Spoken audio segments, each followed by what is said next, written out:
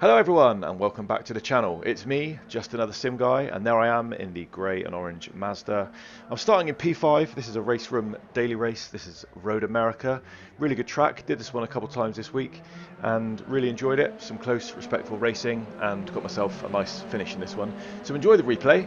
I'll do it from the external camera, but what I want to talk about whilst this is running in the background is what I think is really holding RaceRoom back at the moment. There's a couple of really key things that I think other sims have perhaps spoiled us with, and whilst RaceRoom has vastly improved over the last 6 to 12 months, and particularly with the most recent update, you know, it's right up there now and it's really good fun and it's getting some people back into it, so it's nicely populated. I think there's some really good things going on, but I think there's some key fundamental things that perhaps we've been spoiled with and taken for granted in other simulators. But I want to run through them. I want to see what you guys think, and then we can have a conversation about what we think is holding RaceRoom back, you know, what it's lacking, what it's missing, and what really small details could make a really big difference in this sim. So stick around for the list and then let me know in the comments if you have noticed anything else that I've missed, and we can sort of take it from there and have a discussion. So without further ado, here's my list. Now I'm coming from this from an online racing perspective mostly. I think one of the things that would really help it online is having a voice chat facility. Now I really enjoy that in iRacing. Gives you a chance to say hello to people, gives you a chance to apologise, gives you a chance to tell people where you are. I'm pitting in, I'm going out. Obviously people use it and it can get a bit toxic. People can shout and scream and blah blah blah. But I think it's, you know, these days I think that's pretty much a given in any online sort of community, is that the ability to communicate. Yes, you've got the text chat.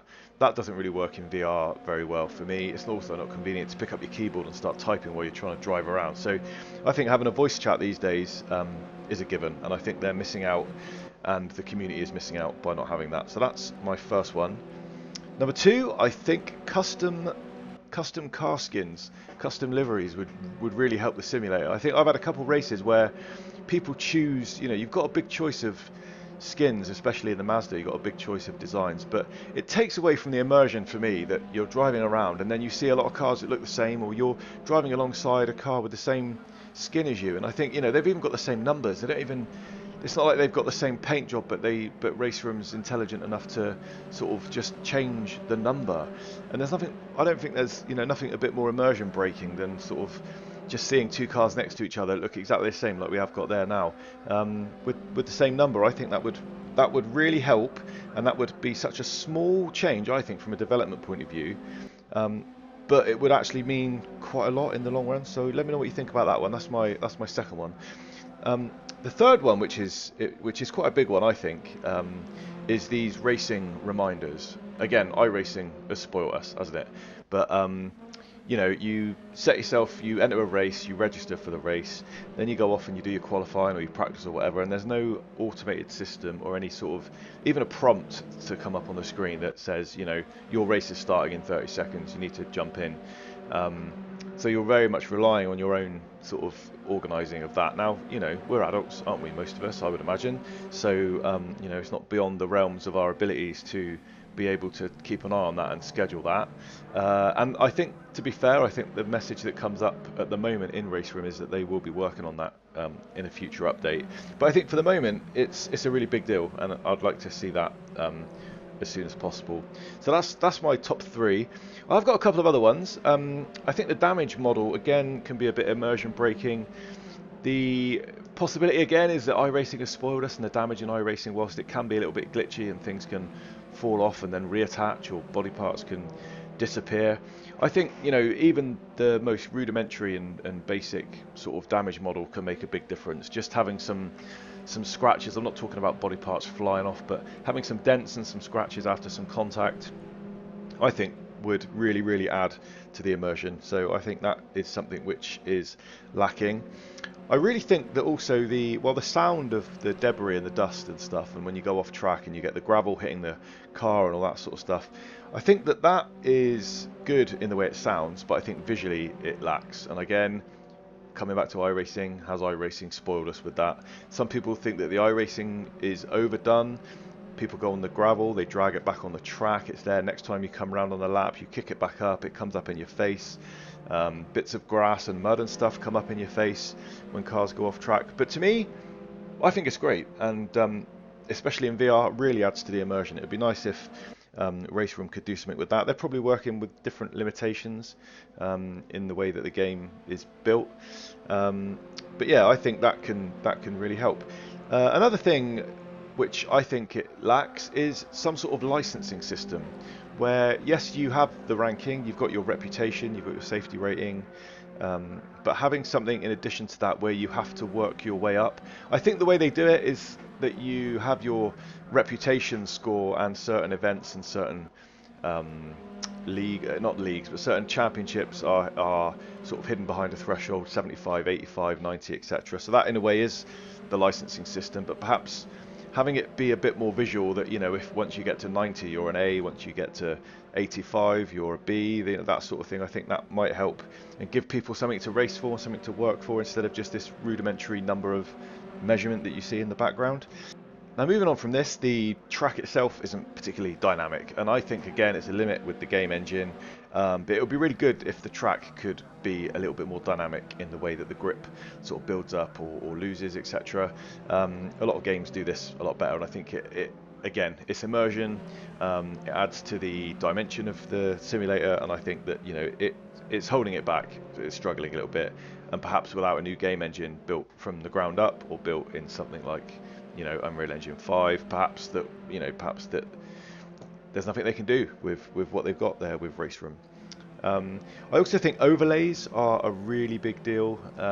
Again, in this day and age, you know, the HUD is showing its age and looking really dated, and, you know, having it work with something like Race Labs or other overlay systems, I'm certainly not aware of any that can be added on. I think there was a re-HUD, but that isn't very good, especially in VR.